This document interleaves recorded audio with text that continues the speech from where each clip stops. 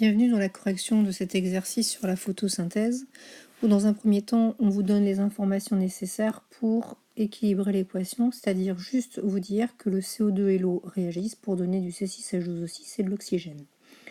Donc on écrit les deux réactifs, CO2H2O, les deux produits de la réaction C6H12O6, CO2, et on regarde les atomes à équilibrer, par exemple ici 6 carbone, un seul, donc ici il faut 6.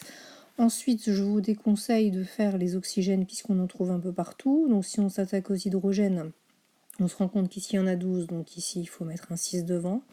Et on finit par trouver les 6 oxygènes, les 6 O2 ici. Ici je mets le 1 en pointillé qui ne sert strictement à rien, mais pour vous montrer que c'est bien. Dans un deuxième temps, on s'attaque précisément au décortiquage de ces deux équations, avec une première équation de demi-réaction pour le couple du CO2 et C6H12O6 et pour le couple du dioxygène avec l'eau. Si on équilibre les deux équations de demi-réaction, voilà ce qu'on trouve au niveau des coefficients stoichiométriques. Puis on nous demande de choisir et de sélectionner l'ordre des deux couples en fait, en sélectionnant la flèche. Pour ça, il faut regarder la règle du gamma. Deux options s'offrent à nous, soit on a le couple du CO2 au-dessus et le couple du dioxygène en dessous, soit c'est l'inverse. Je sais que CO2 et O2 sont les oxydants puisque les électrons se trouvent de ce côté-là. Et si vous vous souvenez de la définition d'un oxydant, c'est celui qui capte les électrons. Donc les couples sont bien dans ce sens-là. Par contre, on sait qu'ils réagissent ensemble, donc je suis sûre que je peux dessiner un gamma entre CO2 et H2O. Donc c'est cette version-là qui est bonne, celle-là, on l'oublie. Ce qui fait qu'au niveau la sélection des flèches, on gardera celle-ci pour ce couple-là et celle-ci pour celui-là. On se rend compte également qu'on est obligé de multiplier par 6 la deuxième équation uniquement pour qu'on se retrouve avec le même nombre d'électrons dans les deux équations. Et on en arrive donc à cette équation finale, 6CO2 avec 6H2O, celle qu'on a trouvée dès le départ, après la simplification des 24H+, de l'eau et des électrons bien sûr. Donc voilà pour cette équation. Si nous poursuivons cet exercice, on en arrive à l'équation inverse, c'est-à-dire la respiration.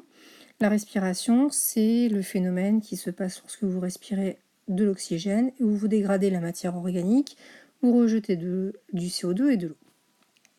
On vous demande de déterminer la quantité de matière dans un premier temps, c'est-à-dire le nombre de moles qui sont présents dans 0,1 g de C6H12O6. On le trouve en divisant la masse par la masse molaire que l'on écrit ici.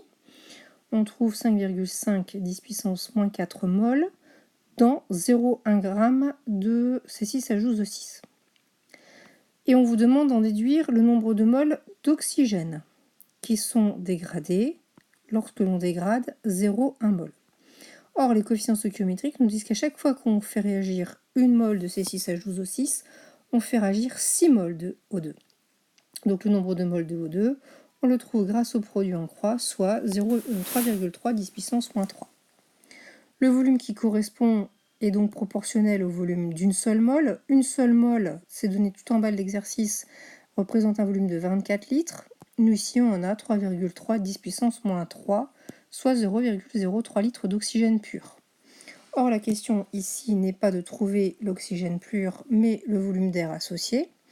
Pour ça, on a comme information que l'oxygène pur représente 20% de l'air qui lui représente 100%.